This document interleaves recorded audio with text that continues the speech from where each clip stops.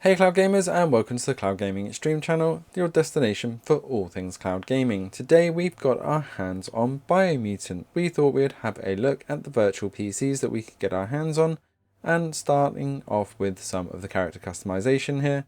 You can see that it is vast. Although you can pick one of these 5 races initially, you can change your character throughout the game, but starting off with your attributes here, you can see just how much of a difference it has an effect on your character. Really does change things up for the initial breed. So I'm going to go for something a bit in the middle here and a bit intellect, and then we can customize it even further for our resistances and fur color and a few other bits, which I'll just skip through quite quickly, as we want to get to the classes. Now you got all your different types of classes here, from your assassin type to your mage type, and Freak is definitely down my style, as I normally play more mage type classes, so I'm going to go with the Freak for this one. You're seeing this footage on the maximum settings 2080 rig. We're going to go through the maximum settings AirGPU and Shadow PC versions in just a sec, so you can see all of these full screen, but we can see them all side by side here and just see how well optimized this game actually is. You can see that maximum settings on 1440p with full max settings is at over 60 frames per second during these fight scenes. Shadow PC and AirGPU are running on high settings and both pushing over 30 frames per second most of the time, but we are getting some dips below 30 on the AirGPU side. And this game has so much to it and it is so much fun. This is not even a real boss, this is like a mini boss early on in the game, and you get to choose your fate as you go through between light and dark. So I have gone a bit of a darker route, which you'll see in some of the gameplay later on as we progress through these. And the customization for the Psi abilities, which you can see there, I've got a fire ability that I'm setting everything on fire, and the spark gloves, which is what I'm beating this guy up with at the moment. Your ranged attacks as well, and you'll see I throw some sparks at him as well. That's my Psi abilities.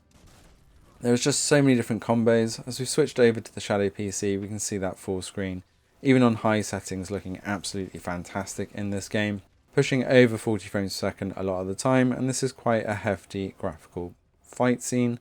Motion blur is on at this time. There was no option to turn it off in this earlier build, but we have been assured that on release day, motion blur will be able to be turned off.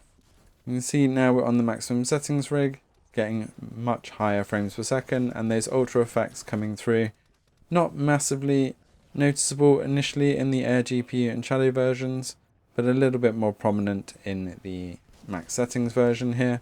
AirGPU did manage to keep 30 to 40 frames per second, but Shadow PC and definitely the max settings, obviously with the 2080, massively outdoing the AirGPU rig here. So it's still a good entry system, and if you're going to be playing at 1080 rather than 1440, you are not going to have an issue on Shadow or AirGPU.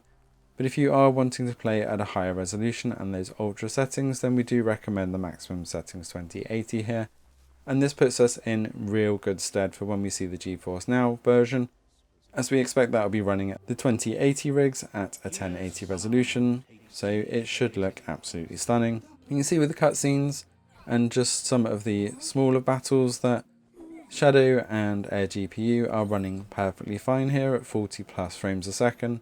For maximum settings, that 2080 is definitely outdoing the lot here with 60 plus frames a second on those maximum settings.